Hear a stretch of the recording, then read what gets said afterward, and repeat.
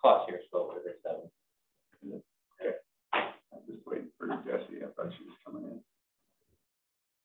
Okay. All right, 7 o'clock. I'd like to call the regular council meeting for Thorsby for June the 28th. First order of business, the agenda for any additions, deletions, and the adoption. So I have the first one. I'm going to Sergeant Moore is here to provide some stats for us, and rather have him wait all evening. We'll put it after the minutes. You want to call it 3.1.8? Instead of renumbering everything else. Yeah, please, Your Worship, that'd be fine. Okay. And then in correspondence, I have a letter from the Village of Breton, number 6, and then the Cemetery Council. Does anybody have any other additions or solutions they want to bring in? I move to drop the agenda as amended. Thank you. All right. All in favor? It's carried. So minutes from May 24th, May 31st, and June the 14th. Are there any errors or omissions that anybody would like to bring forward? Having heard none, can I have a motion to accept the minutes for those 2? I'll make a motion to accept the minutes for the 3 days of May 24th, May 31st, and June 14th. Thank you, John. In favor? That is carried. So 3.1.A, Sergeant Murray, you got the floor.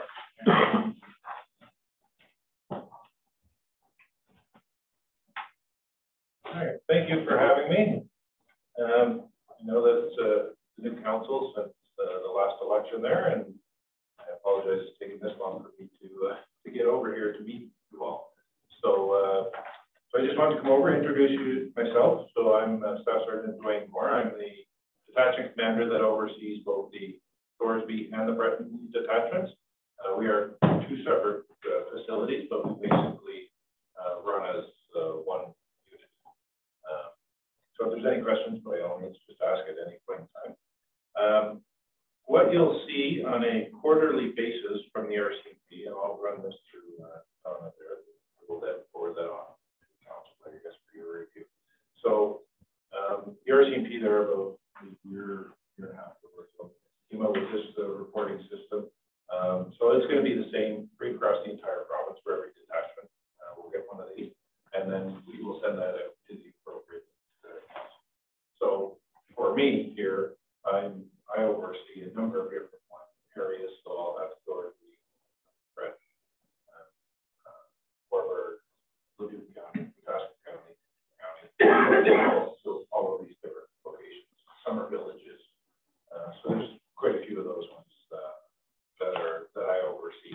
You'll have some of these other detachments, like I said, if I'm going too much or anything, she can stop me, tell me to talk about something else. But you'll hear a lot about like more of the fiscal detached. So all of these areas that I cover off are going to be under a provincial contract. You'll get into some of the other detachments that will cover off strictly like a municipal contract, Devon, Beaumont, and then you'll have some other detachments that cover off provincial, like Leduc, we cover off part of Leduc County, that's a detachment, and then also have a municipal component to that where the city of Leduc would pay for the. So that's when they start talking about provincial police. They were going to go that way, who they would cover off, and it's still up to the municipalities to decide which police force they would choose. That's what the national police force like Edmonton, Calgary, but also smaller ones like a Lacombe or a Camrose. So municipalities still have the option of going whichever police force they can just go with the municipal one, directly work for them. Is that no matter what the government says? That's true. Yeah. So even if the provincial government chose to go with an Alberta provincial police force, municipalities could still choose to keep the RCMP if they chose to and have a contract directly with the RCMP, or they could go with their own municipal police force, call it the police or St. Albert could have theirs or Beaumont, whatever the case happens to be, or they'll even could contract out to somebody else. Beaumont, a number of years ago, they decided to stay with the RCMP at that point in time, but they looked at the possibility of having Edmonton police Beaumont as well. And you'll see down south, Lethbridge used to be cold. So any of these municipalities, I'm not sure how that would really work on the provincial side. They not have that option because these municipalities would pay 100%. Under the contract, they pay 90% and the feds pay 10%. Under a provincial contract, it's 70% that's paid for by the province, and well, I guess a portion of that now is paid for by you, and then 30% comes from the feds that bump that up as well. So municipality, if they chose to go with their own police force, like in Calgary, they pay 100% of that, as opposed to say yours. Just a little bit of background on that. So I know that that's come up a number of times, and it continues to come up, but especially with the trip review that's going on there now. If there's any questions in regards to that, well, Lots, but I don't know if we're talking to the right person. Like anything that I say, and I'll always tell this to any of the councils that I go to or anybody who asks, like it's not me here trying to save my job. I'll try to give you as much information as I can. By no means am I the one that you're going to be that's going to provide you the answer. These are political and financial questions. That's maybe not your wheelhouse. So yeah. I will have a job somewhere in this country. It may not be in Alberta, but I mean, by the time that all gets through, I'll be retired. Just for your information, we had a virtual meeting last night with Sandra. Regarding the ways that it didn't really do much for us to really enlighten us in either way, to be honest. But well, and I think that that's great if you're having these meetings with the minister and those people who are making the decision makers there. And that's why I say, just be informed, ask the questions. I don't know if you'll get an answer or not, or if it'll be some political answer. But my question would be that, when they say that they're not going to be downloading, I think this is just a manipulation of words, that they're not going to download the cost onto the municipalities. I know that you guys are paying for policing where you never used to, and you will continue to pay a certain increase in percentage over the next number of years. So that's not going to change. What they're talking about is, as far as I'm concerned, is that 30% that the feds are putting in, when they say that that will not get downloaded onto the municipalities, or the 10% for their municipal. Okay, that's fine. So you as Thorsby residents don't have to pay for that on the municipal level. But we pay for it as taxpayers. That money has to come from exactly. Whether it's going to be your municipal taxes that are going to pay for it, or your provincial taxes. We're going to pay for it. You have to pay for it. There's no getting around that. If you're going to take 30% of that away, of 160, 170, 180 million, whatever that happens to be, that still comes down to the taxpayer, whether it's provincial or municipal, it's still, we are going to pay for it. I just have one question about all that stuff in the council. Because recently, there's 70 communities or something signed on a petition or basically something to present to the government to keep RCMP, and I just wondered if Thorsby was one of them already, or. I think what you're specifically referring to is a petition through AUMA. So I don't believe we actively, purposely signed on to it in any direct sense, but AUMA is a lobbying group of municipalities. So essentially they're representing municipalities across the province as a whole. Okay. Yeah. So we part of that in Thorsby? I don't think we directly specifically we have not been directed yet at that stage. Even the minister himself hasn't come us for a vote or anything. They've had a number of sessions across the province and we have every one of those councils attended. And even last night on the virtual thing that we had last night, they didn't come out and ask us which way we wanted to go. They just asked if we had any questions. So it just hasn't come to that point yet. No, they're all presented as information sessions for a hypothetical what if discussion, but with the undertone of this is not a what if. This is information. Yeah. Right. Yeah. So That's a fact. I grew up with parents. And I've always had respect for them for their commercials they had out that are sticks. But they had, are you interested in a career law? Here was the 6'2" RCMP. Do you you like animals? And he had his dog. Are you looking for a career that's interesting? And you had to be over 6 foot to be in the RCMP. And I've had the utmost respect for the RCMP. Other forms of policing, not so much. No offense, Kurt. But, and the RCMP to me is the way to go. Not with provincial police forces, I don't agree. But then they're, used by the provincial government to fence push on you guys too. But I'd rather have you show up to a crime scene than a provincial or sheriff or whatever you want to call And I'm not going to put down any provincial.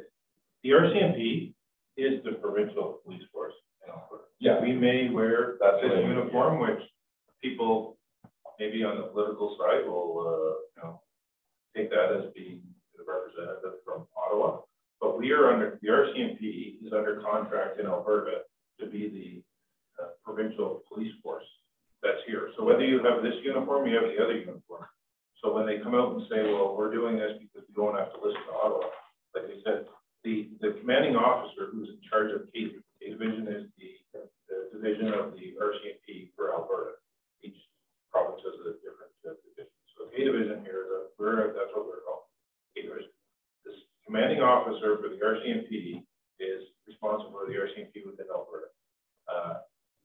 Yes, he would have a reporting line through to the commissioner that oversees all of the RCMP in Canada, but he answers to the provincial government as well. And the provincial government has a say, I'm going to say, a significant input into who is our commanding officer. So this isn't Ottawa coming down and saying, we are putting, so-and-so in that role, and they're going to be in charge of the RCMP in Alberta. No, that is going to be made up of a board, which includes, and I say, they have a significant input, because even when we have an RCMP officer that's put in charge of, or that's going to be selected to be a detached commander under a municipal contract, there are interviews involved in that as well. So I go to Beaumont, Devon. Like if they are going to have a RCMP detachment commander, there's an interview board, and I know for a fact, so I can imagine at that level, it's the same more important for the province. But that municipality once we get to that interview board, and there's 3 or 4 different RCMP officers that have been pre-selected by the RCMP that meet all of the qualifications and the requirements, then it's basically up to that community.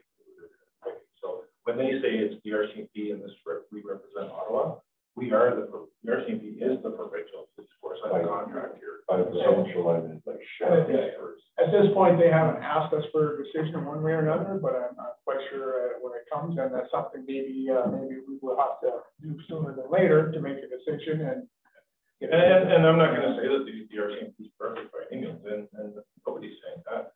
But can we improve for sure? And are there things, but we need support from the province in order to do this. When they're talking about we would have more mental health supports under the provincial system, and that I'm just not sure what they mean by that, because they can give that to us now. Like any of those things that they're talking about, we are the provincial police. You don't need to be the provincial police force in order to be making those decisions. That's where the commanding officer sits at those things and will bring up these ideas or suggestions or recommendations. And ultimately, then it'll be up to the province whether they want to fund that or not. Like, we don't generate it's, I guess that's some cases we do. But that's the case. Well, I was going to say, I guess, yeah, I agree, no one's perfect, but I guess my biggest concern with policing is, I'm going on, 5 weeks here without having anything broken into. It's a record. I don't know if it's been 5 weeks consecutively for a while, so I'm hoping it lasts.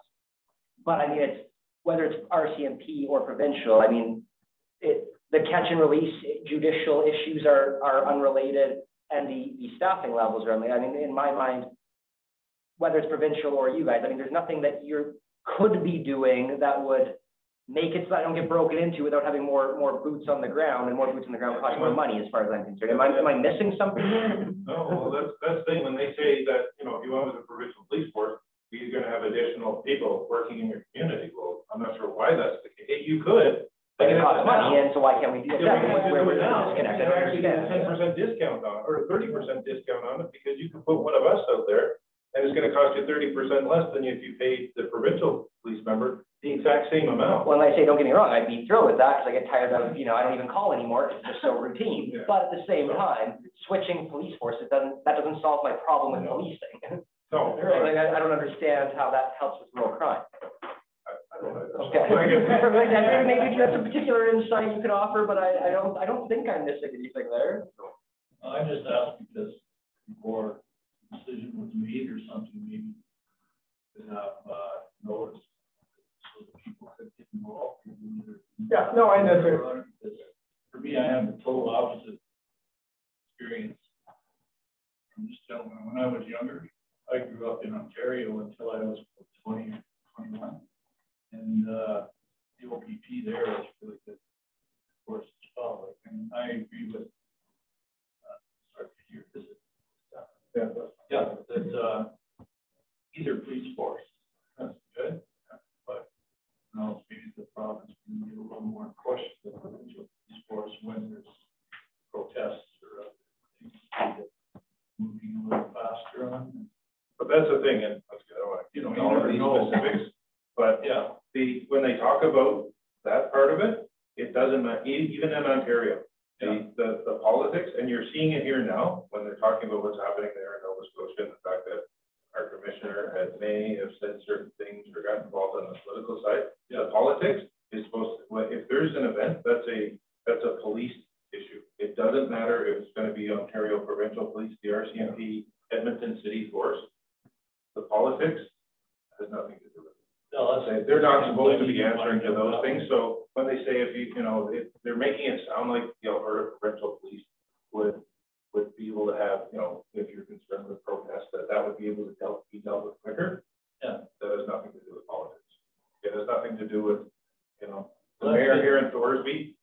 Like, no offense, but I'm not going to be answering to him when something's happening here directly in Thorsby. We will notify them afterward, or we'll keep them updated, and we'll keep them in the loop on certain types of things.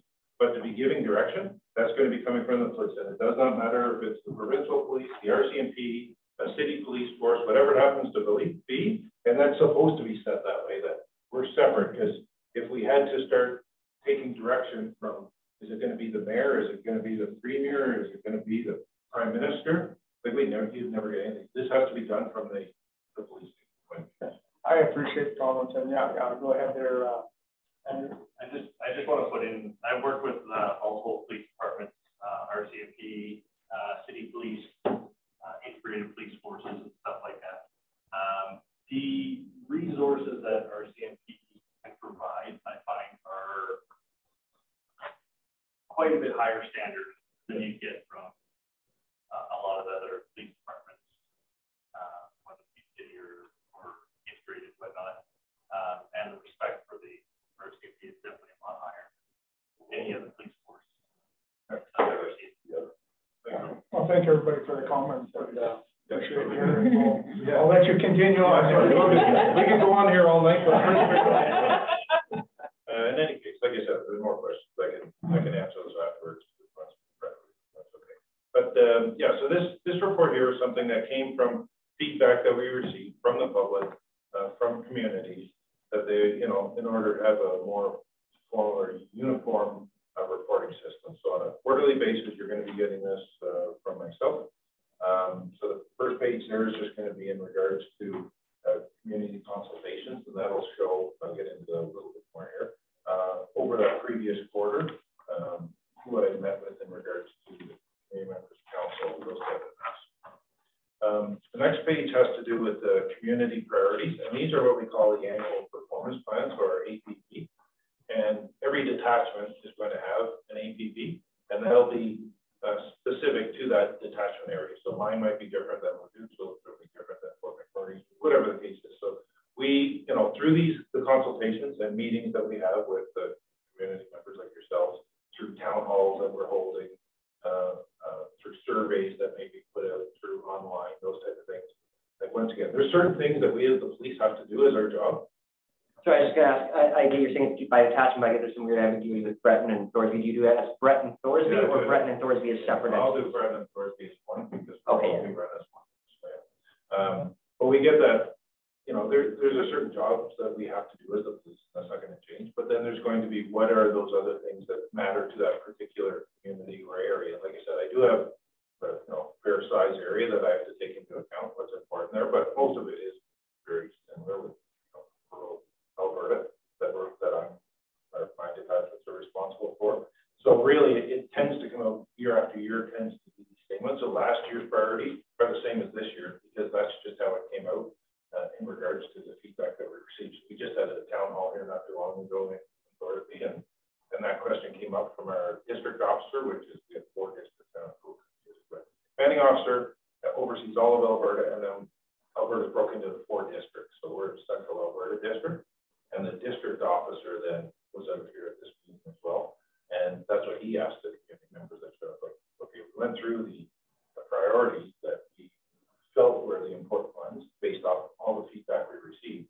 Is that truly what you believe in? And everyone's like, yes, that is. So the ones that we have there now is going to be crime reduction, prevention and reduce property crime, communicate effectively, which is building and maintaining positive relationships with the community.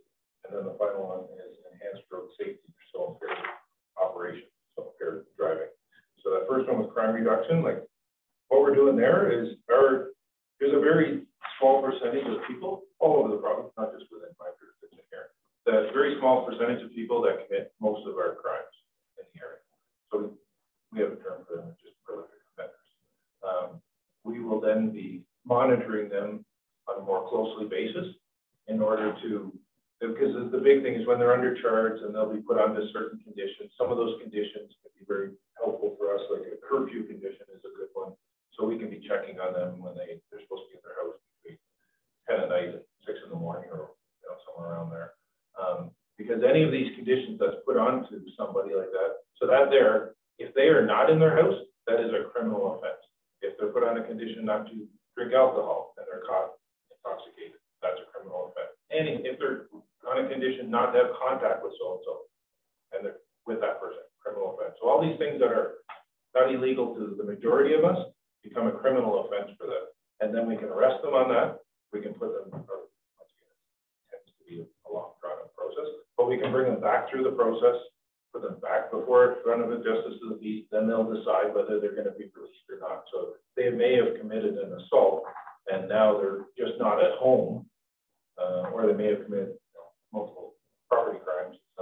They tend to, if they're not at home at 2 in the morning, there's probably a good reason that why aren't you home? There aren't conditions to be at home. You can't even follow that, so it's quite possible that they're going to be crimes. We may not catch them for that crime that they're committing, but we will be able to charge them with that. So we keep an eye on those, and we will be, you know who those prolific offenders are, and we'll be checking those on a regular basis. We also have our CAD crew unit, crime reduction unit. So even though the RCMP detachments are fairly small for historically Breton, and my resources are limited, I have access to this other plainclothes unit, multiple different ones. If it's a murder, we bring in our major crimes unit out of Edmonton that'll stick on that. But if it's a more serious file that's not a murder, we need help with that, then we have our general investigation section that will commit into assault. And then we have our crime reduction unit that they can come out, and there'll be like 8 of those guys, girls that will come out there in nondescript police vehicles, so they'll have everything. You do not know that any of those cars, but they'll be able to set up surveillance on these prolific offenders. So even though, we pull up in the police car, they're going to know that we're there anyway. They'll be monitoring those prolific offenders, utilize those ones. We also utilize our helicopter, we utilize our planes, all those type of things that we can then follow them when all of a sudden we find out that they're in a stolen vehicle and follow them until they get to a safe location where we're able to execute that arrest, or follow them to a property where now all of a sudden everything on the property is stolen, and then we can execute a search warrant on that. So that unit is very beneficial to us here, and they've put a number of people in skill as a result of the work. The other one, relations there is through the town halls and through themselves. And then the final one is impaired driving.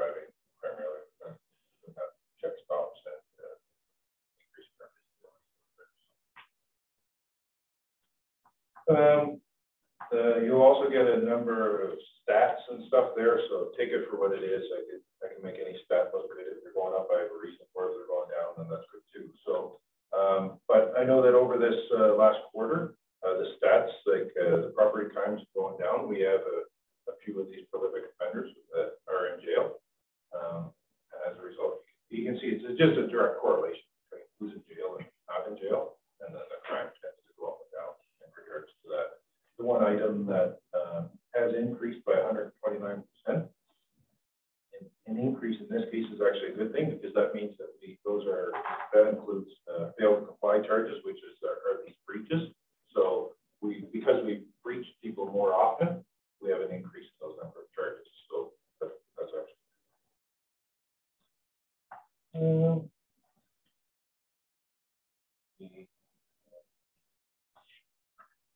Yeah, and then also for resourcing, you'll get a copy. There'll be an item on that, which will talk about the resourcing, and that looks at both of the detachments, Thorsby and Breton.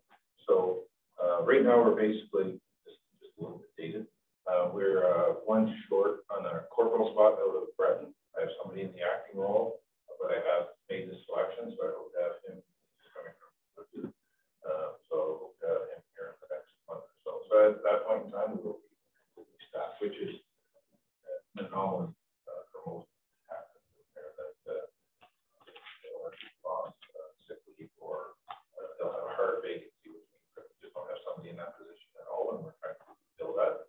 So right now we've been doing fairly well over the last year or so, both on the regular members and also on the administrative side. So we have basically 3 positions in Thorsby and 3 positions in Brett for the admin side, which that's been, we've been reset by different people over the last few years, from 4 up to 6, which is very helpful there as well, because that allows now the members to be out on the road more often, and having less admin work and more visibility.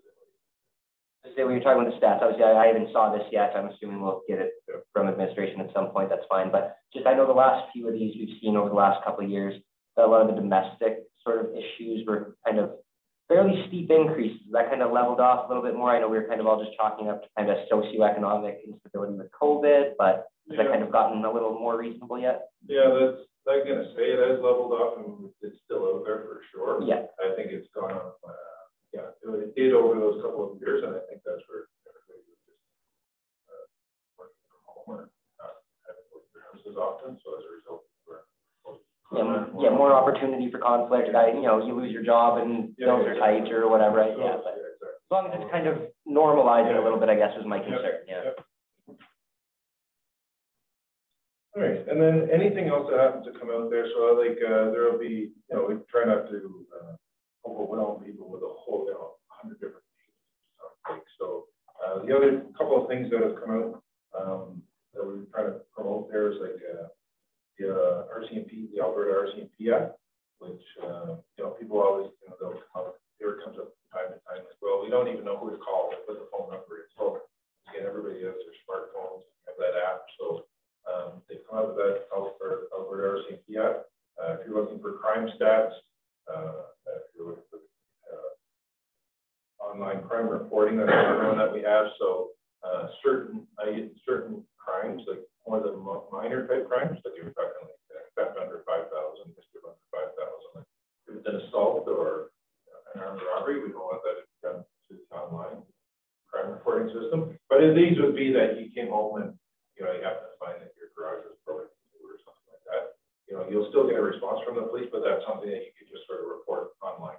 And we're trying to make it, some of those things like you said, people are just get to the point where they're like, this happens so often, I'm just sick and tired of reporting it.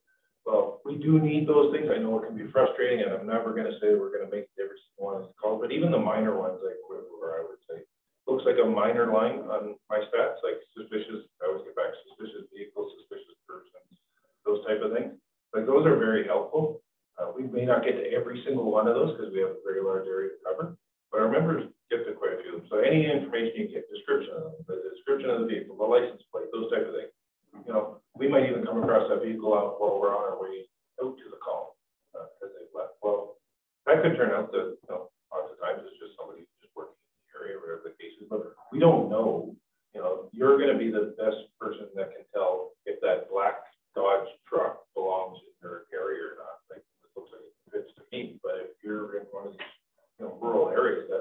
may not even belong there. So call those things in, because it'll turn into, every once in a while, somebody was on warrants, somebody's up there, somebody just committed a crime, whatever it happens to be. So we want those calls, and then that's helpful when we're looking at where the province, when they start looking at stats, is that where are the crimes taking place? Our analysts can get involved in that as well, but if they're going to be giving us resourcing, or they only have so many resources to give out every year extra, well, they look at those stats to determine which area would be best suited to have the extra police in the area. And then we also use it from the analyst point of view to say, of the limited resources I have for the members, where should we be concentrating on? If a lot of the crimes happening over this little area, well, the analyst is able to tell me that and say that during these certain times of the day, during the week, that tends to be where, more likely that the crime should happen. Well, then we can concentrate on those things, those stats to our benefit. So please, and like I said, it'll also give all the detachments. So if you're driving somewhere, you can just click on that button. It'll tell you the phone number for that area that you're in. So the traffic complaint, whatever happens. So there's that. And then one final thing is just the body worn cameras. We are moving in that direction there, and it's not. I'm going to say most of us have no issues with it. It's not that we don't want anybody to see what we're doing. I'm going to say that we prefer that. Like when people want to complain about our actions, we'll get public complaints in there, especially if our police vehicle is anywhere nearby. That's what I'm going to go do, because we have a video system in every one of our police cars. All of our marked vehicles, our frontline vehicles, all have cameras in. So you have the city police force, they don't have that, and some of them don't, most don't. So that is very beneficial, because I always tell my members, if you don't want something videotaped, you shouldn't be doing it. Or if you don't want it recorded, audio recorded, you shouldn't be saying it. So there's no issues with that. In most cases, that is going to be very helpful in order to determine what the person said is true or false, really. So a body worn camera, I think a lot of that comes down to, it's just more, there's a whole lot that comes with body worn cameras, so when we can turn that thing on, when we can't. Just walking into somebody's house, you're walking, if we're in there for criminal investigation, then that's simple enough. But if we just go talk to somebody, then there's rules that come with that, or should we have that on? And are we inviting, violating somebody's privacy there? So there's the privacy side of it, and then there's also, once again, everything the cost of that, the storage of that video, we have to keep everything for 2 years after it's. So for the courts, you have to make sure they keep track of that. Like the storage costs of that stuff is just astronomical. So all of those things. But we are moving in that direction. We have a number of communities in, I don't know which one, but we're piloting these already in Alberta, as well as a couple of other divisions, provinces within Canada. Just they're looking at different environments to make sure we put the right camera. Okay, we're going to have to cover up areas where it's cold, where it's remote. It's easier when you're running in a place like Calgary or Edmonton, where you have access to cell towers and all the other stuff all the time, right? Technology tends to work a little bit better than it's going to, assumption or Alberta. So those are things that we're just trying. So, in any case, we have done lots of talking here so far. So I have no problem coming here. If you want me here like in a quarter pieces, or if there's something else that comes up where you have questions and you want me to come in, then by all means, let me know. That for sure. But if I come quarter, 5, 6 months, whatever happens to be, then I think more updated to what's going on. But any other questions, by all means. Thank you very much. Appreciate it very much, President Moore. Anybody have any further questions? All right. I have a motion to accept that as information. I'll make the motion to accept that as information. Thanks, John. All in favor? Carried. Thank you. Thank you very much. Appreciate it. That's it. Okay. 3.2, Jordan Davies, is that you at the back there? Yes. It is. So you want to, we won't bite you if you want to come up there. We'll talk to you there, and I'll turn it over to say Donna, if I don't mind, Donna, and just run us through this here. Thank you, Mr. Mayor. I'll just introduce it for you, Jordan, and then you can take it from there. But Ms. Daisy Chang is applying for commercial development incentive for a new business in the existing building. Council has Ms. Jared Chang's application. That's the original application from a while ago. We'll eventually redo it, but that's as it stands now. And you have, council has the policy for commercial development incentive, and draw your attention to the second page. New business established in an existing building, first year 50% land and building tax incentive, second and third 25. So our recommendation from administration is that council consider this a decision on whether to approve or deny the residential development incentive application based on Mr. Chang's presentation.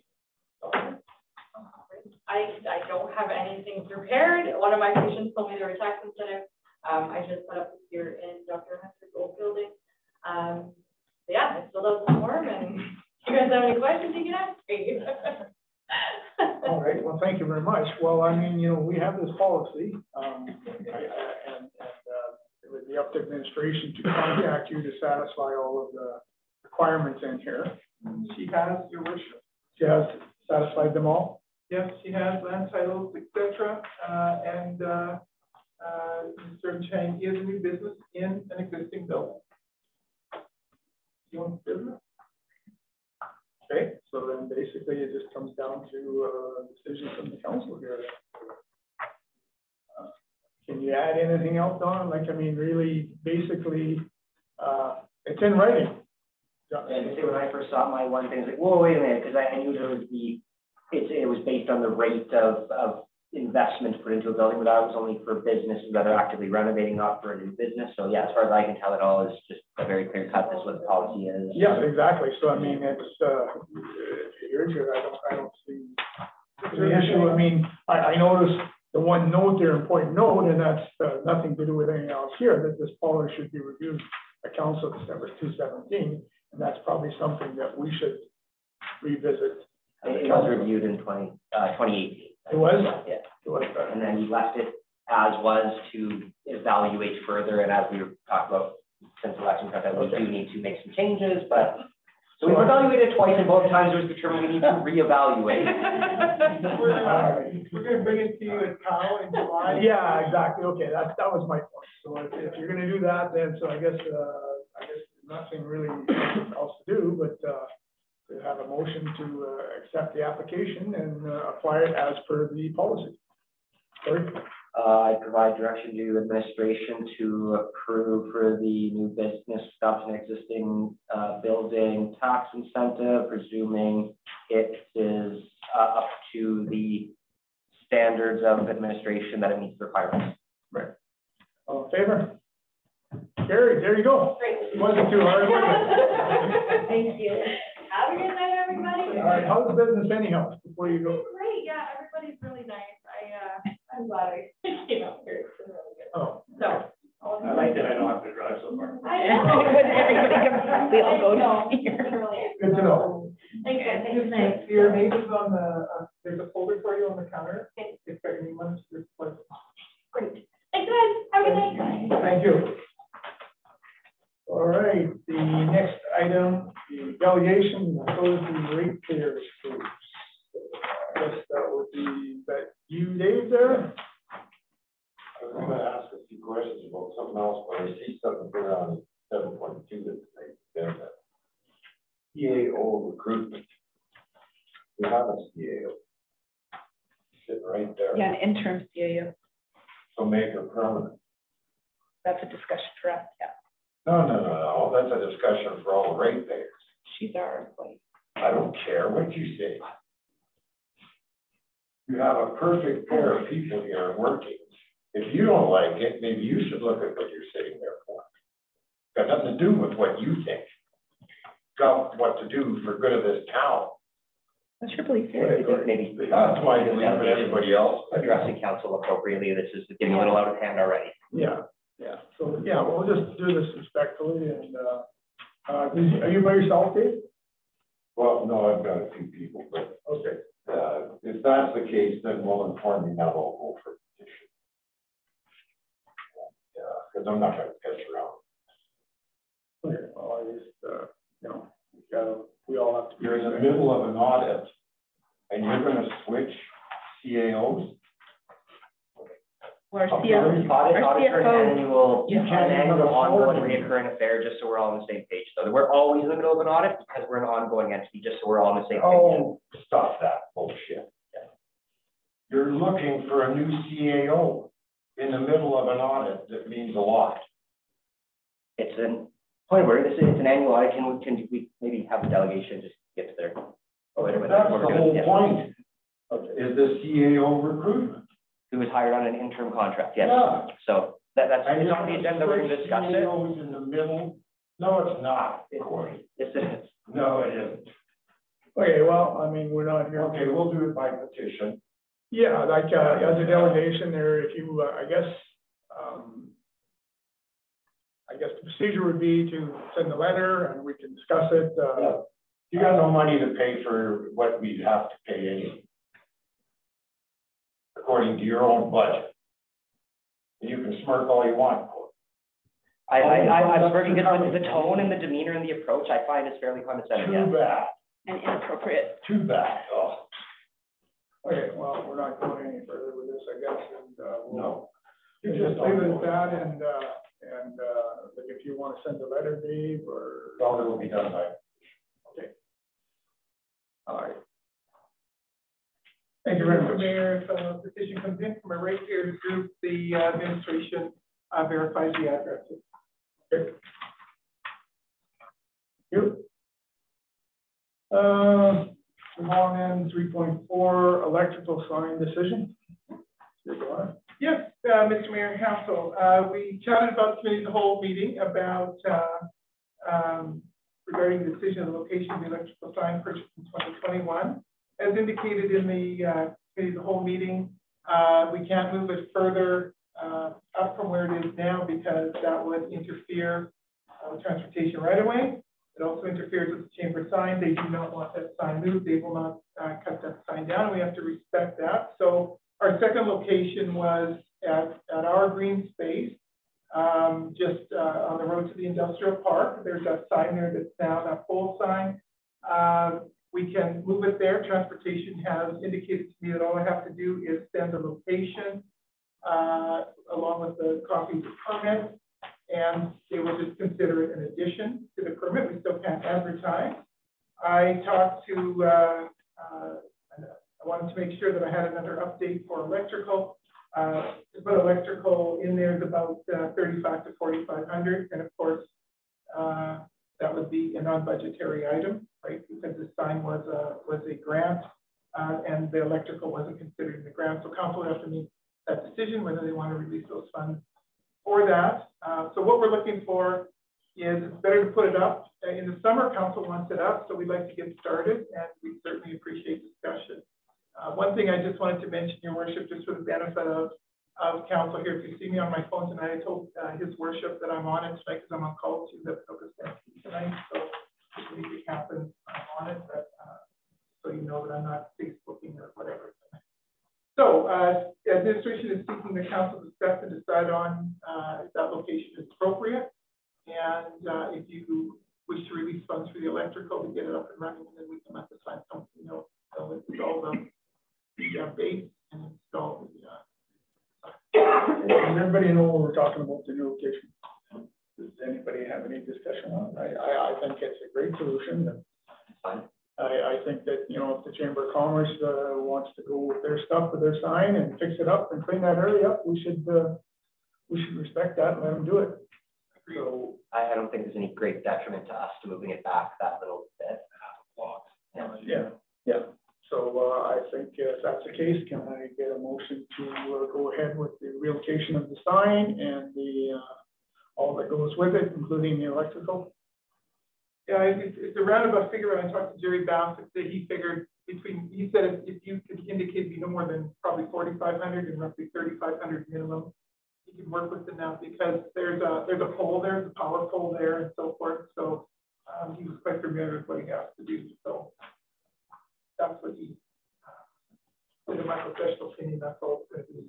So where does that money come under the budget? Like an installation, we had some money in there. Did we have some money in there? No. Yeah, I was going to ask, did we even budget for any of this?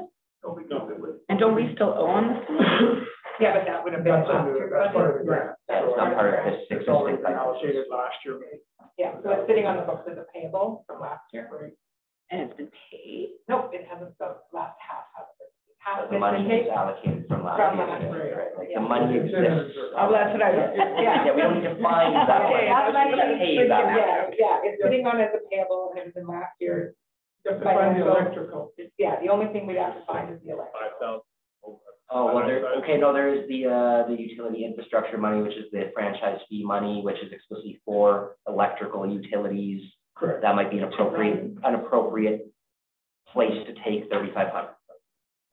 You can take it from there and then only put in franchise.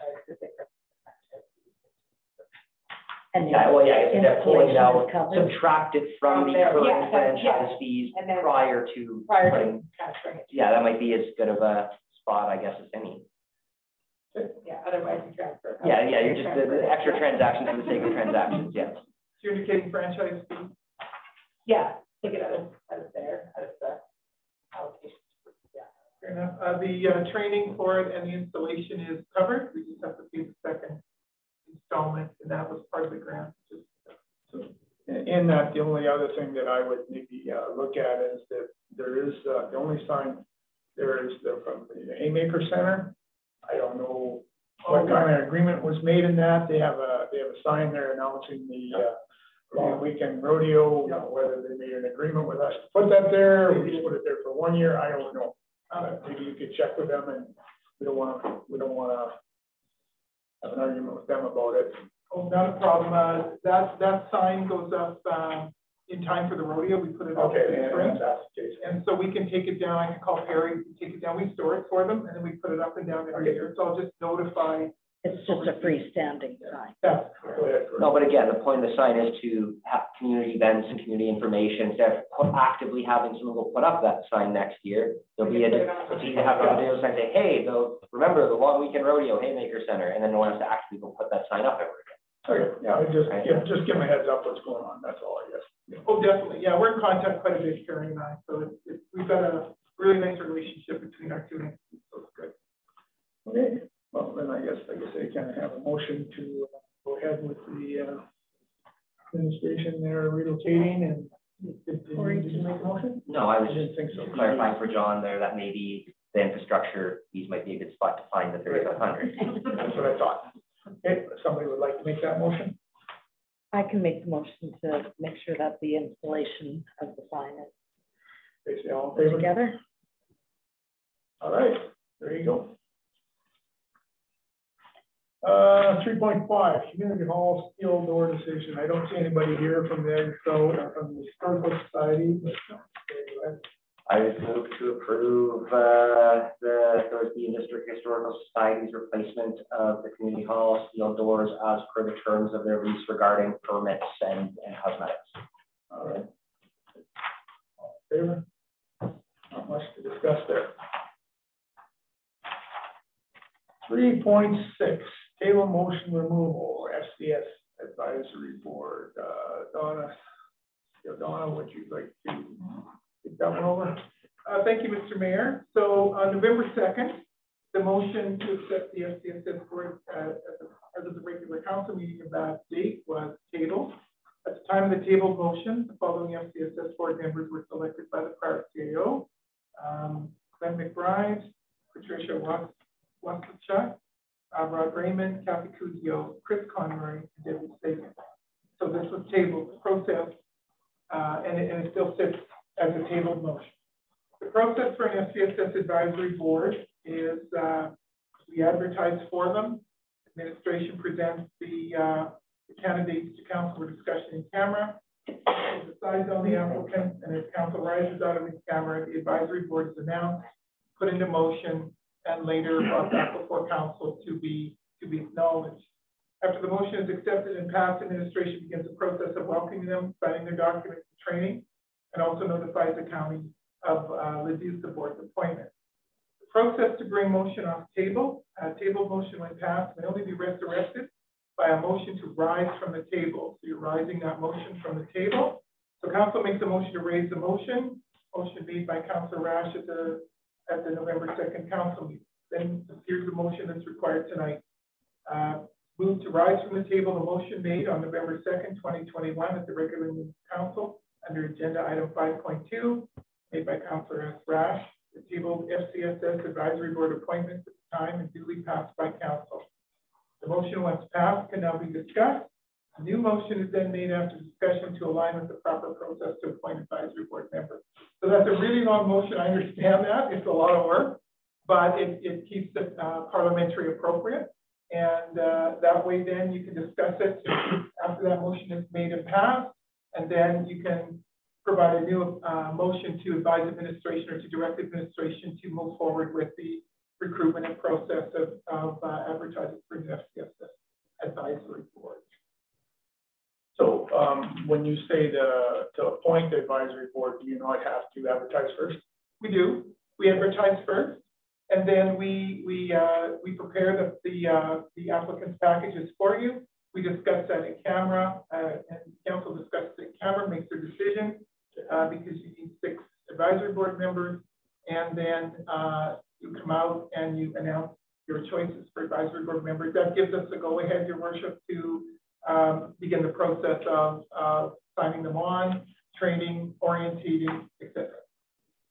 That means the previous 6 that were selected, they have to apply for that position? They can.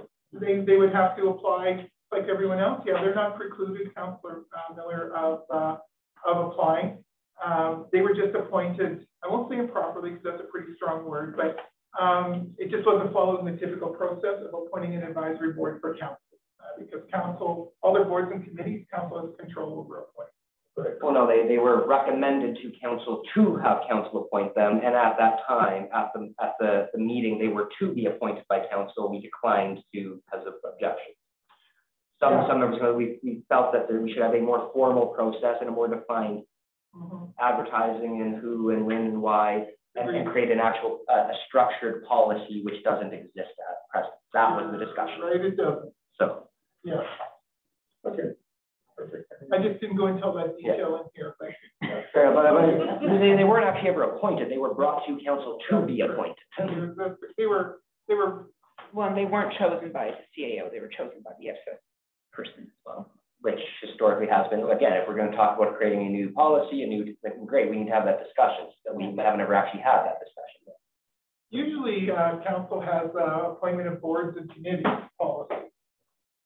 And that was the discussion at the time, is we should create a coherent plan. What is the process then? But we've just never actually had that discussion. So I don't know if tonight's the time to have it, but probably not. I mean, we could go by standard to do this for sure.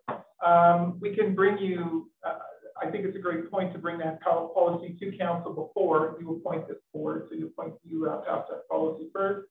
And this board won't be appointed until August anyway, so we have some time to get this policy. Yeah, maybe at a cow or something, we can look at some options or. Sure. We'll have a draft policy for you for cow in July. All right, so then. Do we want to raise this motion from the table and then refer it to the committee of the whole? Is that what we want to do then, or? You can raise this motion from the table, Councillor Gilbert, and then refer to committee of the whole. You can defer to committee of the whole, yeah, for sure. Okay. So I move to raise the prior motion by Councillor Rash at the November 2 council meeting regarding the FCSS board. Perfect. All in favor? Okay. And then I would move to refer discussion on FCSS and other board appointments to a subsequent committee of the whole. I don't know if it'll be ready for next one or what, but sometime. We'll try. Okay. All in favor for the second motion? Thank you. That's carried as well. All right, well, that one's been sitting for quite a while. Going on, 3.7, the sale of the street sweeper. And say Donna, I see mine, if Andrew is still there, then I can give you guys to tell us what's going on there. This is more of a, we want to indicate the sequence of events. Of course, we were made aware through social media, etc. There were some issues with this, so we want to give council a proper timeline. I will say at the beginning of my discussion that once Andrew and I had decided what we're going to do based on independent research of this, We found in another policy book, as you can see, policy is towards the back. Policy, sorry, if I get it here. Got it all organized here. Policy 2013-01. We were following the asset management policy June 26-18. There's another asset management, and it's really the policy, it's more of a framework to develop policy. There's another policy in 2019 that is draft. We found that in the tangible capital assets binder. And I'm trying not to be complicated with this, so they don't mean to be, but 2018, the asset management policy did not rescind the policy of 2013-001, which we missed. Still a sweeper was sold, which said a list of items of 1,000 or greater in value will be provided to council for approval by motion prior to disposal procedure. So we missed that one, not on purpose. So Andrew and I wanted to go through the process and of our decision making with this so that you can have an understanding. And I said in the executive summary that in 2018, council passed 2018-01, the asset management policy. And of course, we need one of these policies. There's no question about it, and we have to flush it out more and provide more policy work with it. The 2018-01 policy is more of an overarching policy. The 2019 policy that's in draft has more information in it, has more timelines in it, but again, it's only in draft. In keeping with industry practices, and of course, the key roles within the policy for managing it have not been completed. We found out that they're not completed, which is fine. It's just a statement, it's not a criticism. And then we found 2013-01 under resolution 2013-38 that was not referenced in the asset management policy. I know this sounds confusing, but I just wanted to put it this way so that you can see some of the work we have to do to find out what's going on. And again, not a criticism, that's not my purpose tonight, so I really want to make that clear, just information. So we owned a sweeper, noted in the picture attached to this RFP, purchased in 2021 for $89,5125. I approximated 8,500. I do have the bill of sale here from Proactive Loop Management for $89,5125, bought at the time from Ritchie Brothers, and the two invoices coincide, so they're not any different. And those are the sale documents. You certainly can look at them. I have them here. I just didn't want to put them in the fall of 2021. And this is where I may be a little erroneous. Andrew just corrected me tonight. It wasn't used in the fall of 2021. No, it wasn't. Thank you. Wasn't used at all. This one wasn't used at all. So just I want to be able to correct that. It hasn't been used. So let's go to the second sentence there. It's in the public workshop. It has not been used. And when the decision to street sweep the town this spring was entertained by us, our administration decided the sweeper was not capable, nor the right model or machine, and needed work to try and get it to sweep properly. We decided to independently research the machine and call industry contacts. Now, the reason why Mr. Curley and I do that is not because we don't trust each other. It has nothing to do with that. I have contacts that I can ask questions of. Mr. Curley has contacts he asks questions of, and it's due diligence. We bring our information to the table to make the decision. And Mr. Curley will have a different report than I do. I contacted very respected infrastructure general managers from 3 municipalities that I know and I trust. They know it. And I showed them the picture of this piece of equipment. I did not prompt them. I asked them what it was and what it would be used for. They all agreed it's a parking lot sweeper.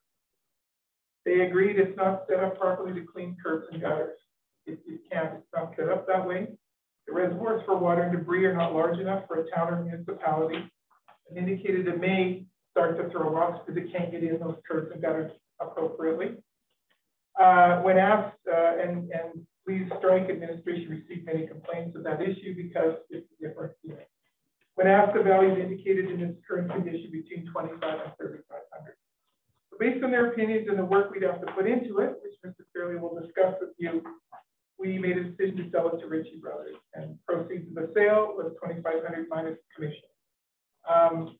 So Andrew, please proceed with your research for council. All right. So again, like Donna mentioned, I did a bit of background search as well. Got a hold of my hydraulic guys that I've dealt with in the past.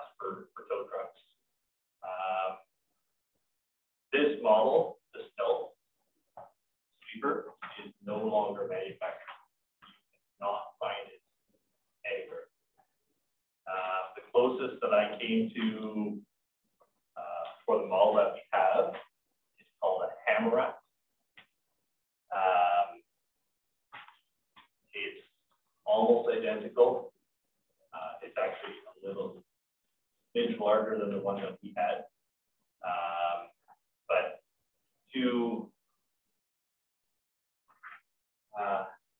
in order for us to run that machine, I would have had to either upgrade a unit that we have, our Mac cab over, which would have involved replacing the PTO wood shaft and the pump, plus running the hydraulic lines, fittings, all the wiring so that I could actually control it. I did attempt to use the machine off of a skid steer. Skid steer does not produce enough constant power, constant gallons per minute to run all the mechanisms that are on. I had 2 super brushes plus the barrel sweeper on. So in doing that, I also, based off of this model that I did find online, I looked at if the parts were compatible for maintenance and repair on it, so valves, all that stuff. It's all based on a trip in order to get those parts. There is one place down in Miami where I could get parts from, but they have to order from Turkey, shipped to Miami, then ship it up to us if I need those parts.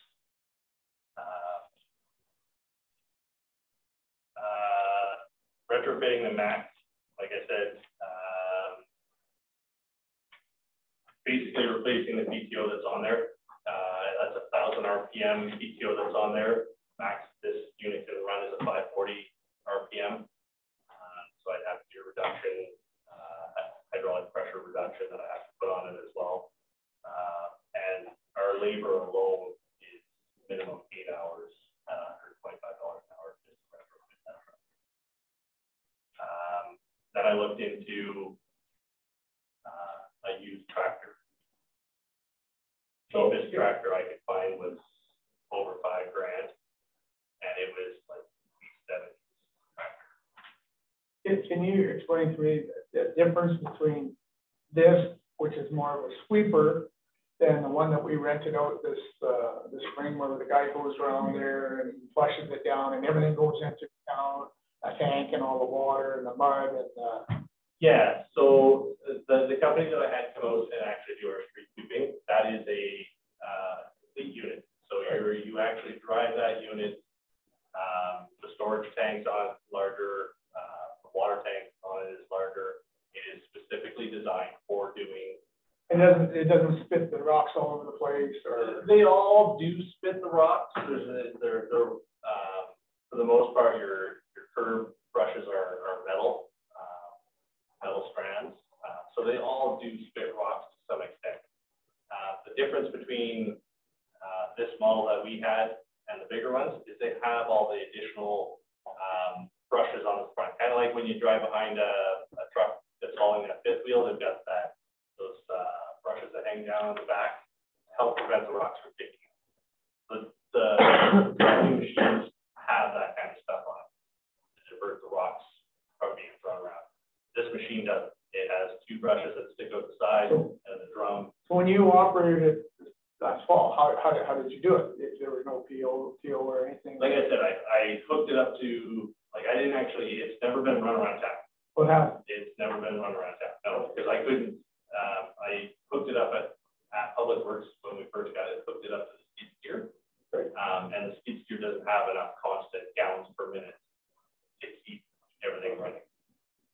It does, it's like this, the unit that we had its own hydraulic storage tank, which would take from the skid steer into the tank. Tank would control everything, which would return back to the skid steer and start the process over again. The hydraulic fluid, you couldn't keep up with it. Then you have another attachment to brush, just a brush. I do, yes. So there's it's what's called a bucket brush. So it's basically like the same bucket that we have on the skid steer. It's got a brush on the front and it's got one wheel that turns. So when people were complaining about stuff being thrown on their lawns and stuff like that, that was the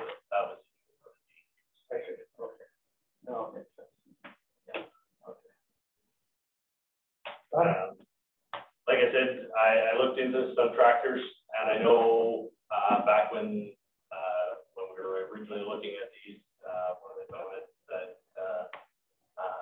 Councillor Gilbert had brought up was if we have to go and purchase more units just to run this one, it's not beneficial to us, right? Mm-hmm. So, and that's where we ended up running into. At that time, but you also were very adamant that the skid steer was more than capable of running it, though. That was not me. Okay. That was not me that said the skid steer. That was previous councillor adamant about that. I asked for the first one that he had purchased, the $1,000 one that had the deck motor was blown on it. Mm-hmm. Cheaper to rebuild a motor than it is to rebuild an entire unit to do all that stuff. All right, well, thank you. Anybody have any further comments or questions? Anything else to add to this? When you had a rental, right here, Yeah, I actually had a company that did it. yeah, wasn't that cheaper than having to maintain the one? Because you're only doing it maybe once a year anyway, right? Most of the time. Yes, the biggest downfall to that is that the cost is increasing drastically Every year. Well, with the cost of fuel and because they don't leave the machine here, they actually drive back at the end of the day and drive back out. I tried convincing them to stay and just leave the machine here. We had a secret compound, but they won't do it. Thankfully, this year I did manage to get them almost on par with what we had before last year.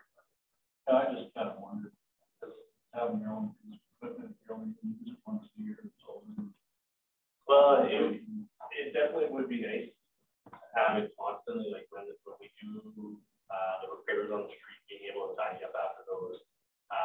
You know, it wasn't that long ago that we had street sweeping done, and I go out on the roads now. So just for everybody's information, when we did the street clearing this spring here, I believe it was around $2,500 down. Is that correct? Correct, Your Worship. So, yeah, go ahead. Is there not a street sweeper in the 3920 agreement? Is there not a street sweeper as part of the machinery that is shared? Actually, no, we discussed that the other day and they were wondering what we had.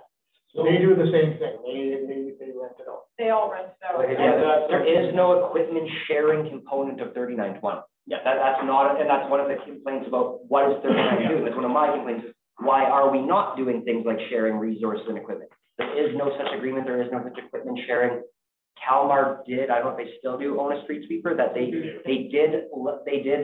let us hire them to come out and do it one time. And then every other year we've ever asked them, they were busy and they were unwilling to. Was in prep last year. It was in prep this year as well. Yeah. But yeah, that's a town of Calmar.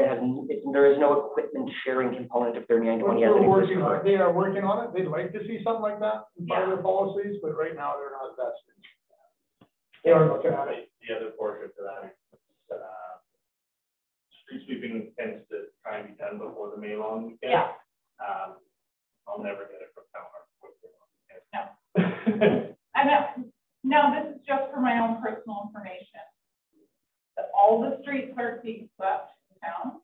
Only some of them are being swept in town. Any ones that are any ones that are pavements that are not in extreme disrepair. Okay. So the other question. Just curious about these two policies. So was it meant that 218-001 was to replace 213-001, or was it meant to be worked in conjunction with each other? There's no reason to replace the 2013 policy. It was to add to and elaborate on, and it is a council policy that effectively is providing direction to administration to have an administrative policy. As far as I know, that draft administrative policy was finished and was being actively utilized. But again, it's an administrative policy. It's not in council's wheelhouse, so I don't have a copy of the administrative policy. Yeah, Councilor Corey, the 2019, anything I've seen, it says it's in draft. Now there's more schedules attached to it. For sure. So like I don't want to say whether, I mean, as far as I understand, it was done and being utilized, but I don't have a copy, so it's hard for me to say that with certainty. And that's been an issue all along here, trying to find that stuff and trying to fund them all together.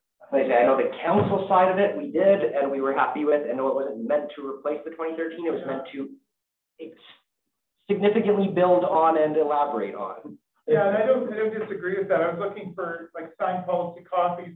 When you want to elaborate, to answer Councilor Rash's question, when you want to elaborate from one policy to the other, you refer, or you replace, right? And so there was no indication in both policies.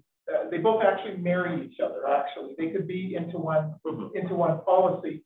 The issue for us was, and I'm not making excuses. I'm not making excuses. But I was looking at your asset management policy and thinking it would be in there, and we found it after we'd done the streets first. So my recommendation would be is the 2019 policy that you were working on or that was going on.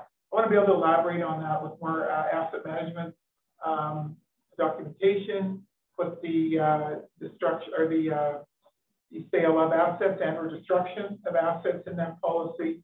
I'm also going to recommend upping the amount a little bit. Otherwise, we're in council all the time. Every time we want to sell something, I mean, there has to be rationale, of course. I can because with policies, they kind of all have to marry into each other. So that's why I'm doing the 2019 policy that you're referring to, Councilor Gilbert. I was going to say, like, as far as my understanding of it then and my read on it now, again, as far as I'm concerned, like the 2019 the policy that's in here is a council policy. It's more or less providing direction to you. Yes, right. You create an administrative policy on your end of how to make that happen. It's not none of our business at the end of the day. It's yes, however you need to make that happen. I think I'm still happy with, from the council perspective, I'm happy with the policy as it stands, and I don't think we need to revisit it at all. I don't think so either. I looked at the new 2019. It was in draft, and it really didn't have an administrative component to it. So this clarifies it for me. That helps, because what Cindy and I can do now is build on this overarching direction. Yeah. When we're trying to do the nitty gritty day, like, yeah, what the day-to-day nuts and bolts are, that's administrative and it's not our business. But I mean, that was always supposed to be the intent. As far as I know, there's such an administrative policy done, complete somewhere. But if we can't find it in it, will not exist. And then, I mean, either way, it's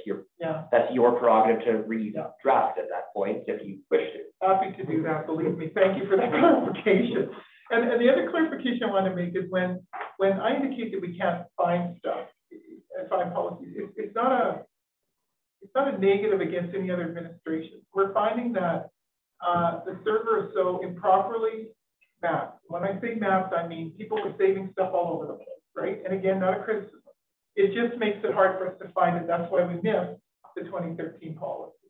So we're working on amalgamating everything, and it takes quite a bit of time. So this Councilor Gilbert gives me a lot of great comfort stuff that we can build on. Yeah, that was, I think, always the intent. That was meant to, here's the general framework, now figure out the nuts and bolts, right? I mean, I'm good with nuts and bolts. Yeah. So the discussion here is just about the policy. It's not whether we have a sweeper or don't have a sweeper, correct? Well, it's correct. 30 done deal. We don't have a sweeper. Whether we have one in the future or. It has nothing to do with that. I wanted to relieve the angst because I know there was some worry, some issues from council. I get that. Don't ever be afraid to call me though, please, and say, what did you do? Gee, I don't know. No, I'm just kidding.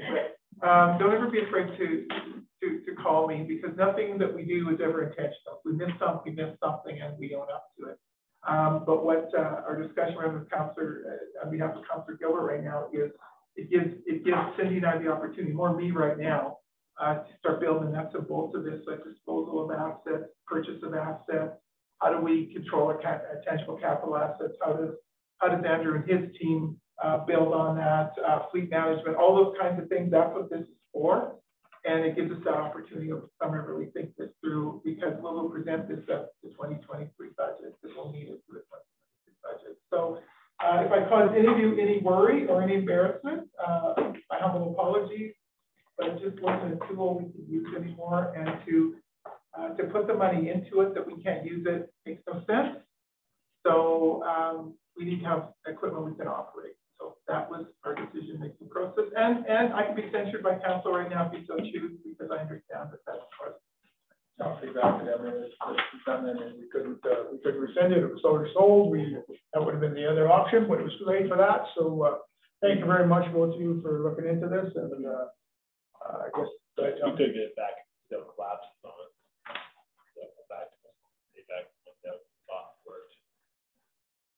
Obviously, if it was an auction, it might already.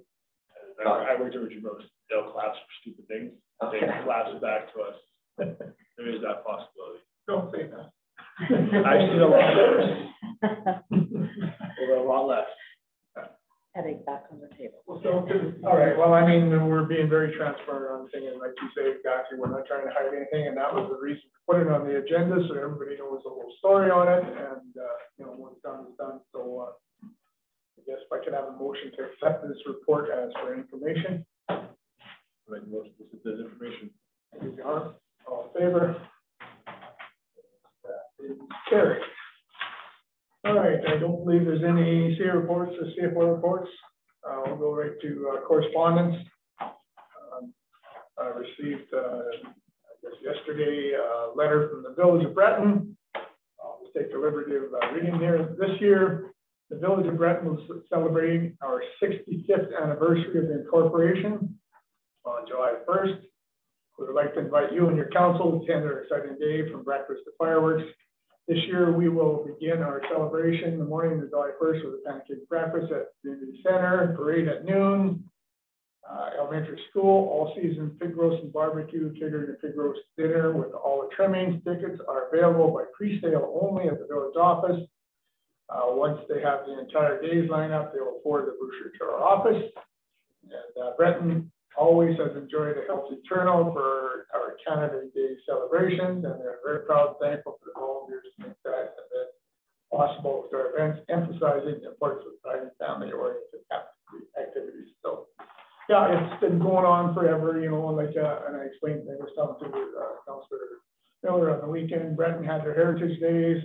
You know, yeah, we had our long weekend into May, and, you know, we're probably going to get more on that. And Breton has this, so I know a lot of people attended Warburg last year. It was good, so just a note to, if you get a chance on Friday and Canada Day. I think it's still Canada Day. You know, they're trying to change it, but to attend it. And secondly, cemetery. This was just a thank you from Rosemary Sturck, who is a Roman Catholic on the cemetery board, I believe. And it goes, I will read that as well. We met at the cemetery the evening of June the 22nd. Please convey our thanks, compliments, and appreciation to the young man for the wonderful care of the Thorsby Cemetery grounds. Everyone present was so impressed with the looks and condition of the grounds. Not a blade of grass was out of place. Thank you too to the Thorsby Town Council and everyone else responsible for the lovely seniors luncheon at noon on June the 22nd. It was a wonderful, happy gathering. Donnie, have a great sense of humor. It was most entertaining to listen to. So it's nice to have something thankful in here. So I think we should leave that as it is. We don't need any motion on that. Well, typically, normally we just accept them for information. Yeah, we can accept it as information, sure. I'll make a motion to accept this information. John, all in favor? Carried. So at this time, if anybody in the gallery has any questions before we take a break. What is it that's not shared? But I've been asking for going on 6 years. Yeah, it's. Well, but you guys are counting. I'm not even joking. That I've literally been asking that question for 6 years. It's been closed. Failure. Yeah, we haven't figured that out. Again, you can go back in minutes and see my opinions on it previously. I don't know. Apparently, we're gonna try to work on it more. I agree. That's been my question for 6 years: is what is it and what does it do? Yeah. So the last 2 years that they basically they didn't even have any meetings during the pandemic or nothing, right? They've squandered. I'll be the first one to say it. They've had grants in the hundreds of thousands of dollars that they use for economic development. Unfortunately, part of that is that some of these grants come with a lot of conditions, but that's the only thing you can use them for. Currently, I believe that they have about $79,000 in the account. We're trying to establish it, trying to get stuff like this. Thorsby back in the throes of things, they've been out of it. This year, they did not, they didn't have a fee this year. They waived the fee because exactly what Corey says, there's nothing to show for what's going on. So this is what we hope to accomplish, is to get it going that way. It hasn't been there. I the first one to admit it as well. So is that something that this council could look into creating our own, you know, equipment sharing program with, you know, local? We actually talking with the, I know you were too, with the mayor of Kalmar. They would like to share a lot of common things here, not only equipment, like maybe some programs, possibly maybe even some manpower, right? You know. To this gentleman's point, with the street sweeper being used twice a year, right? Yep. That just is a no-brainer in my mind. Yep. Along with, you know, I can pick that up. Once a year, you don't have it. Yeah.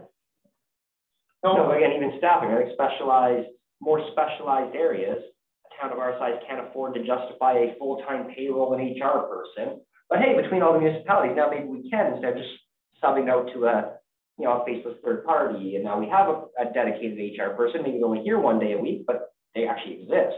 Yeah. I mean, so, okay, how often do we hire an electrician? I don't know, I don't think Public Works does enough work for a full-time electrician, but hey, maybe the joint Public Works actually need a journeyman electrician. So we actually have had some of those discussions. But the only thing right now that the 3920, in my opinion, has accomplished is for their business license.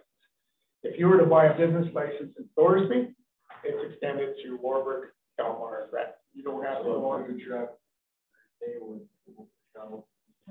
Yeah.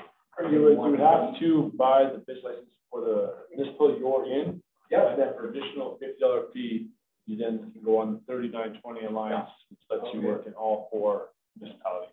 And that's for any business. Yes, but you gotta keep in mind that Breton has a no fee. They don't have there's a $0 fee. Warburg is only $25. Kalmar is where you're saving. Like if you were in Thorsby and you did work in Warburg and Breton, you're literally better off to not get the 3920 license and just pay Warburg their $25.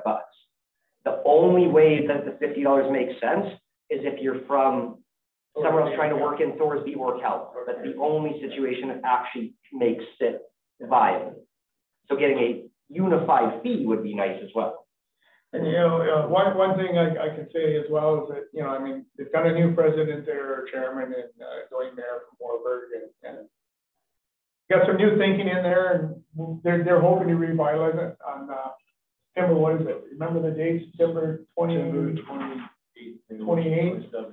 They're going to have a strategic meeting there with all of the board, and we're going to sit down and try and hash out some of this stuff. And it's probably going to be like from 10 o'clock to 3 o'clock, and try and get something, because you're absolutely right. For right now, there's nothing going on there. Yeah, that's great. I think this community is very important. I agree with you. Just to maybe add your Bishop too, there's we've been looking into, and I've looked into this before. I haven't looked into it for this summer yet, but Andrew and I were talking, and Brand Tractor came out to another municipality I was administering, and they offered us leasing on equipment that we needed, and they take it back every year because they can sell it to the municipality, and we just make the lease payments. We have no more equipment costs. So that was Brand Tractor. So 3920 may consider that, so that each municipality leases something, and you have a full line of equipment between 4 municipalities that you can share as well, and your equipment costs are gone. Now, are you paying a lease fee? Yes, but you're not borrowing millions, hundreds of thousands for ventures for equipment, and you don't have that horrendous maintenance cost and that horrendous parts cost. So Brandt's one of the only companies that does that, because they like the municipal business, and they can resell the equipment after a year for more than they could when it comes off the lot and depreciate. So there's a thought there as well. I just had a couple of things from before. I won't be quite as vocal as the other great peers, gentlemen there, but for the tax increase came up for myself, I was kind of blindsided by it. There's a lot of people that are going to work upset now about such a huge increase, and never saw it coming. I didn't like come to these meetings much, or this is my first one actually, but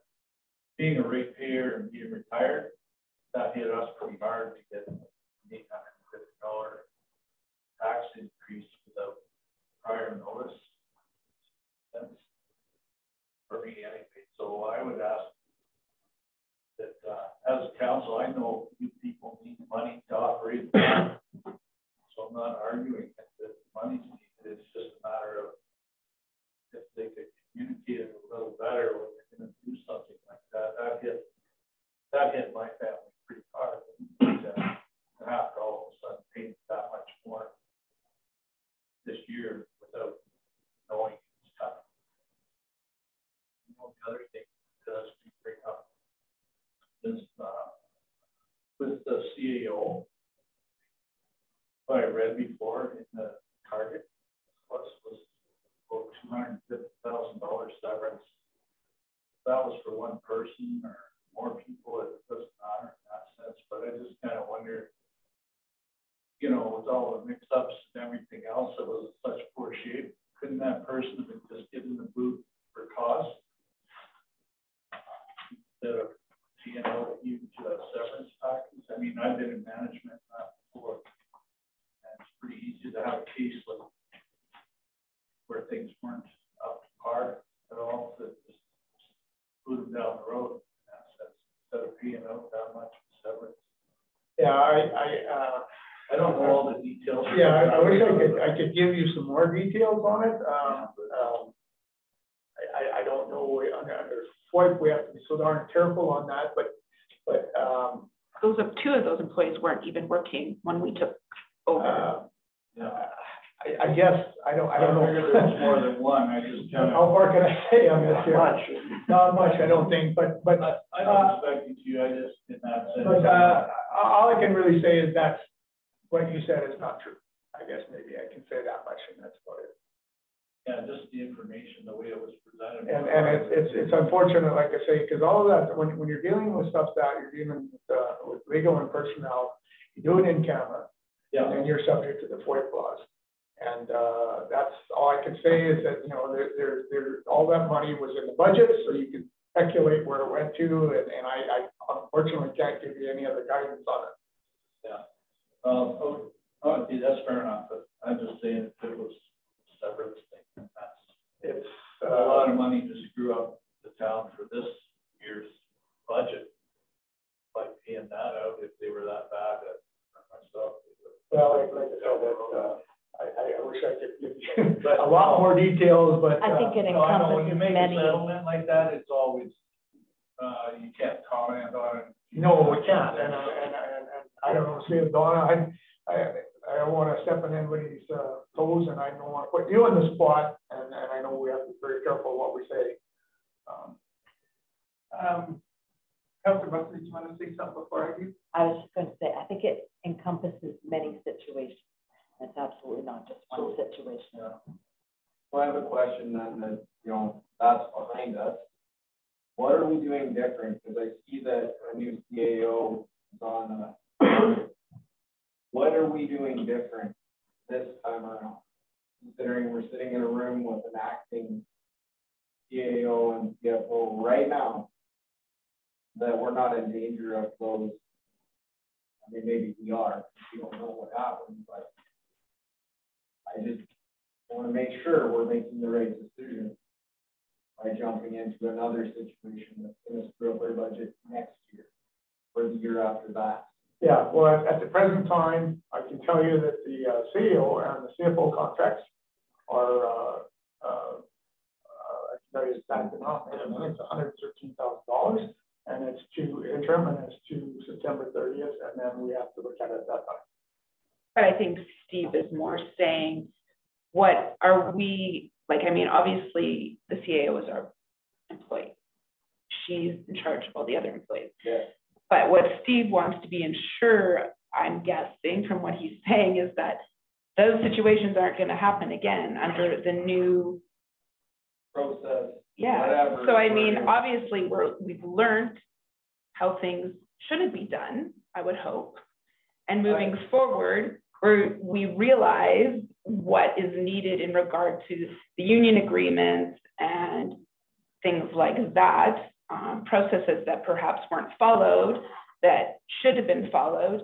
I think moving forward, there obviously has to be more of an HR presence in the understanding that there are things that need to be done in regards to employees and how situations need to be handled in proper steps and protocol and procedure in any organization.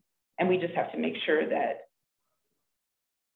documentation procedure is followed. So I know, as I manage a lot of people, and I know it's very difficult for them, even when they're a problem.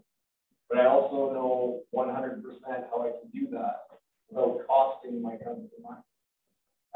Legally above board, without making stuff up, there is a process that that, you know, it's not a secret process. It's not something that's out there that no one knows about. It's very well, you know, at least the company I work for, we're very well educated on how we properly and legally deal with dismissal.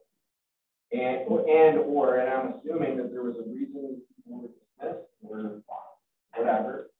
I don't care.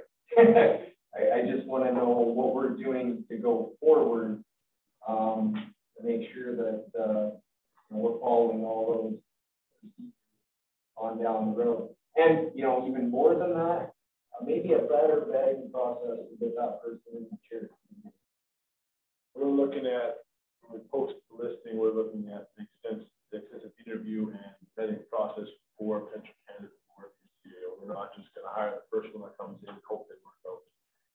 Whatever precautions come down the road. We're taking a lot of steps with guideline procedures to allocate according to that role. Which I would hope would entail some sort of HR management background in dealing with employees at the very least, right? Well, sure, we're going to get to have these discussions, but during camera discussions, right? They just are. It's not something we freely can or do talk about because we're just legally not allowed to. There's a lot of anything that relates to personnel, even if it's the CAO, is very much in camera stuff. So there's a reason why no one's giving you a straight answer, because we don't want to straight answer. We just want to know that there is going to be a proper vetting process, because this recent CAO that was dismissed is not the first one in recent history. This is not something we don't want to have to keep paying out severance and legal fees and all that stuff. And how is the town going to run properly when we have a revolving door of employees? Like, it's the same with any business. When you have long-term employees who know what they're doing, you get a system in place and it runs smoothly. When you're constantly training people all the time, business does not run well. I guess the only answer I can tell you, like Corey says, I mean, you know, we can't give you a straight answer, but policies have to be there. And that's what we have to ensure as a council, that, you know, if these policies weren't there, we have to make sure they are there and that they have to adhere to. Okay. And sorry, just a side question to that. Is there like a hurry to get a CAO in here immediately? Like you said, their contract is up in September, but like there's not an option to review the contract? Well, if they're willing to, yes. All we can do is ask them. Yeah. They should know that we're hooked. So no, I understand that. I just, is this something that you need? It's something we can.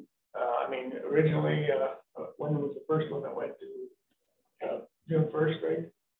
September, and we can extend it if these ladies are willing to do so. And if in the meantime, you know, if we start advertising for CAO, if we find something, but I mean, it's been a revolving door for 20 years. Well, I'm well aware that this is not a current council, past council, it's all. It's been a problem for a while. Sorry, go ahead. I was just going to say, part of the problem, like I say, we already have extended the interim contract once, but again, eventually one time we're not going to be able to extend. You can't leave it to the last minute. We do have to get the ball rolling. So is it urgent as in tomorrow? Well, no. But if we leave it until it is urgent, well, now it's a big problem. And then you end up with the first person who applies, right? So that's the concern. My only concern is the current state of our financial situation. Right now, that is something you have to consider for time, right now, for sure. Yeah, absolutely. Which brings me to my other question. Have we sold water yet? That's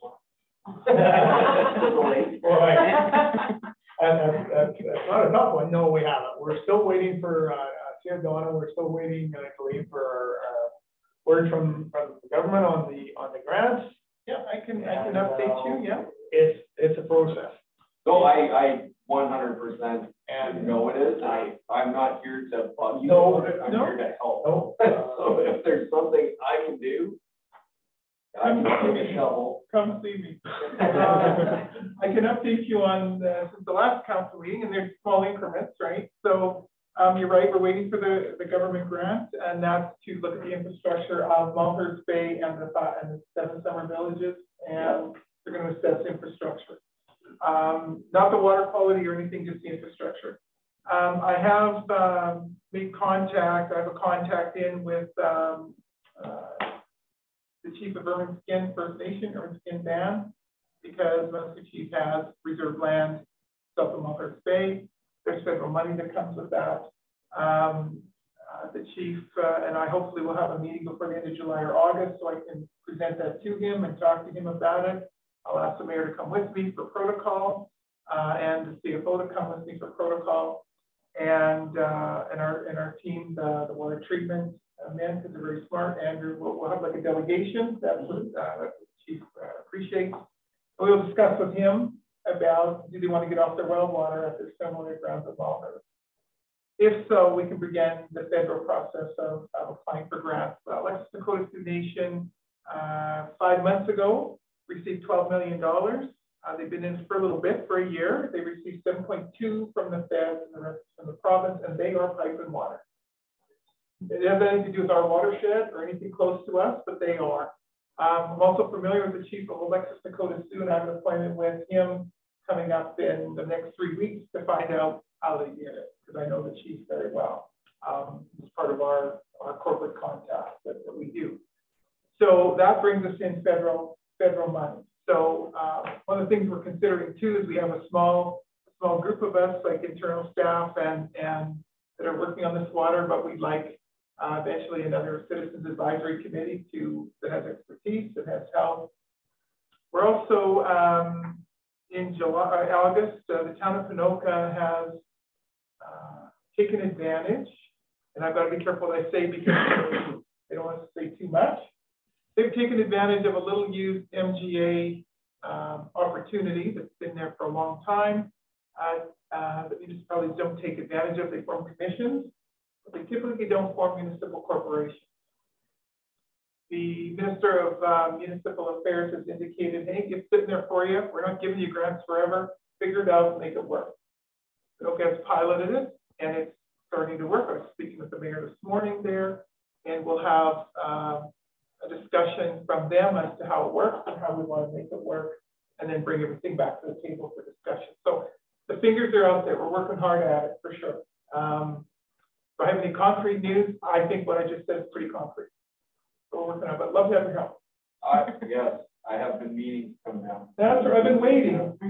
Busy few weeks for me. I do have a day job and 4 kids. I know. Sometimes a night job. I have 2 cats and 27 clients, so no, anytime you want. That's the big money part, and then the other part we're trying to pursue is another smaller grant.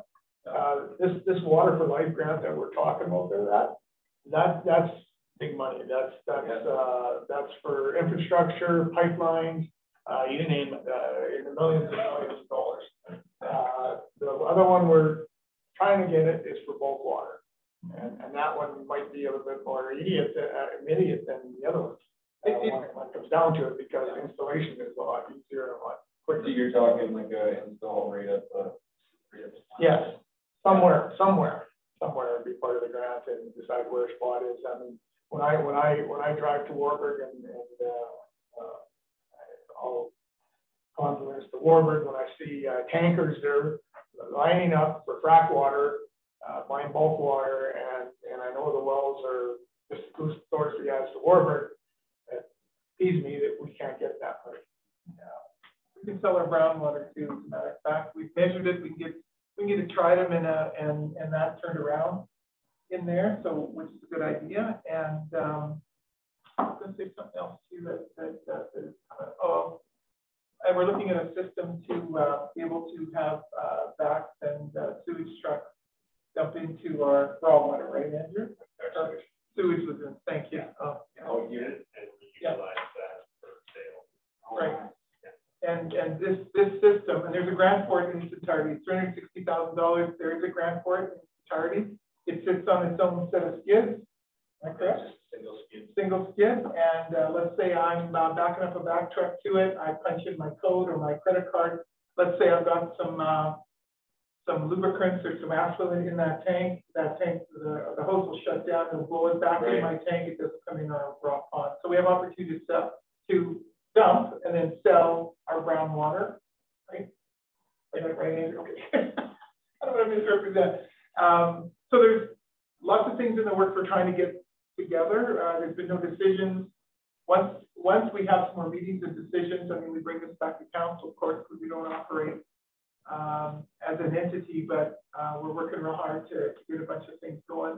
Nate, we're in discussion with them right now. We're hoping they come out in August to start bringing their students in the fall, because this is a state-of-the-art water treatment plant, and they need some place to train.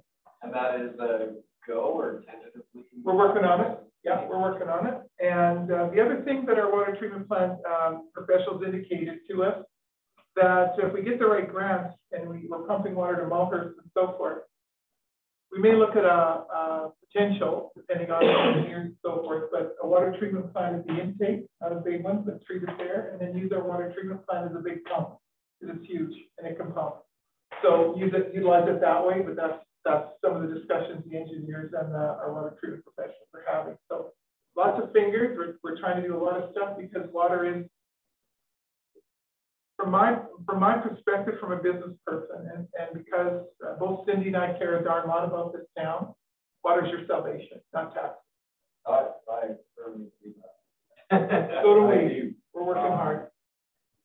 And I know that water treatment plant has sat there for a lot of years. I just think it's been a lack of initiative moving forward to make it happen, in my opinion. Yeah, we're not afraid.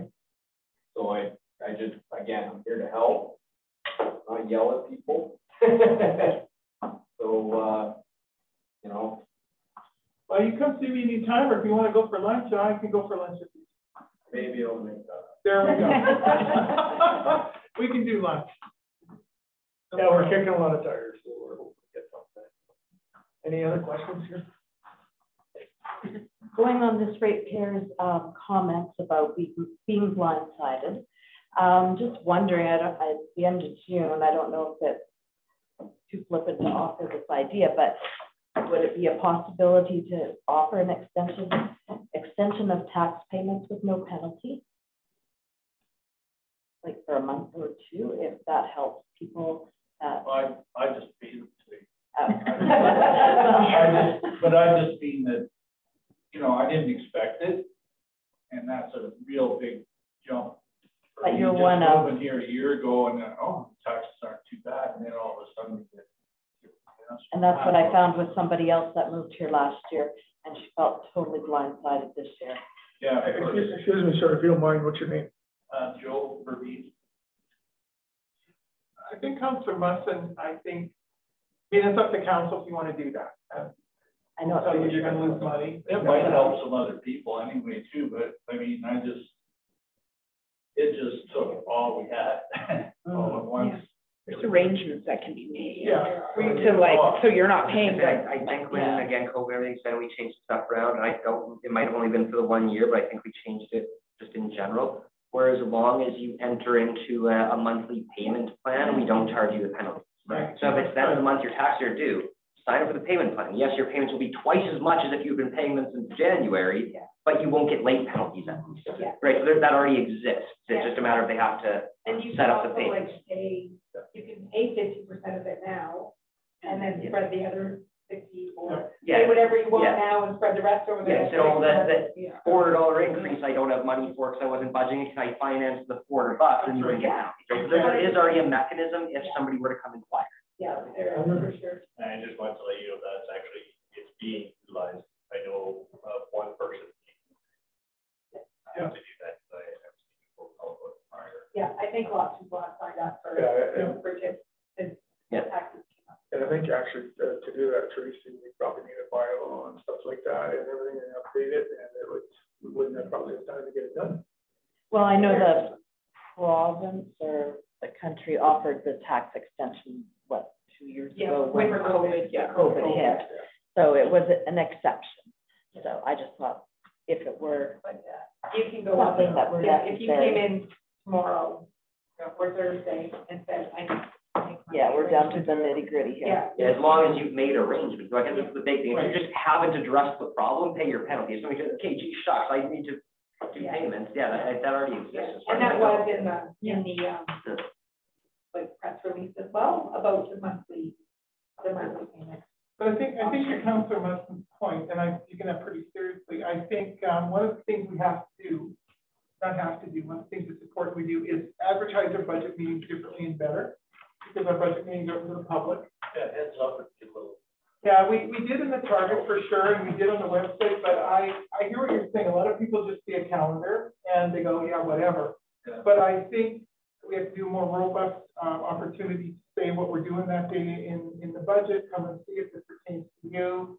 We're looking at this or that, and I think we have to do better communication, and I could take that on with my responsibility, but you raise a good point. I just assume that there won't be any more than 26% increase. Wait till you see what next year. Shelley did My only comment is that we didn't even know what the tax rate was going to be until the end of April. So, I mean, we have to see all the pieces, parts, figure out what we actually need to break even.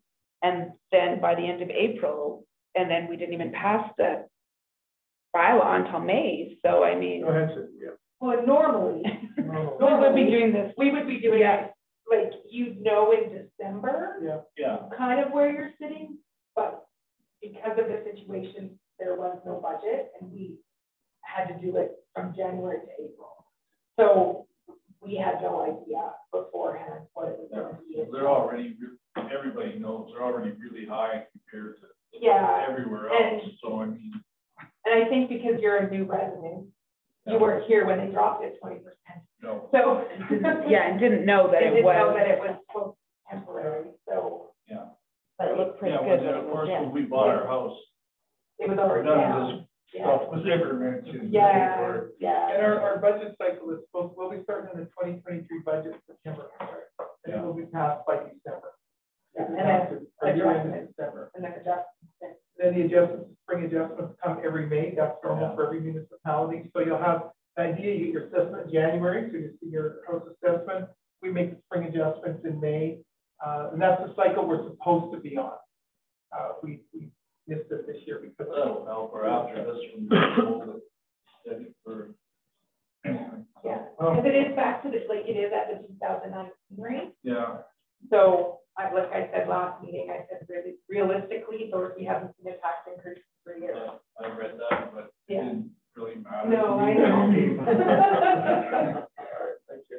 Anything else? Okay, I didn't want to be like the other gentleman. No, I appreciate you coming on. Over everything, but it's a lot of people are ticked off.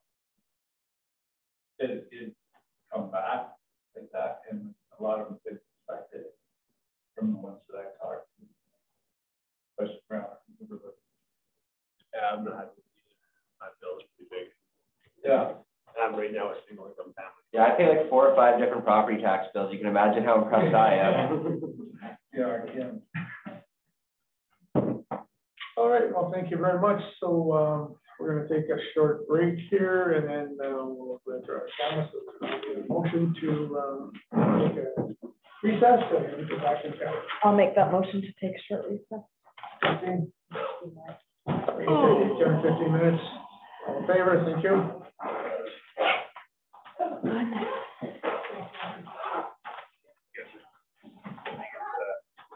Time to do a flush of my, it's a little bit difficult to close. Thanks for coming, guys. Thank you very much.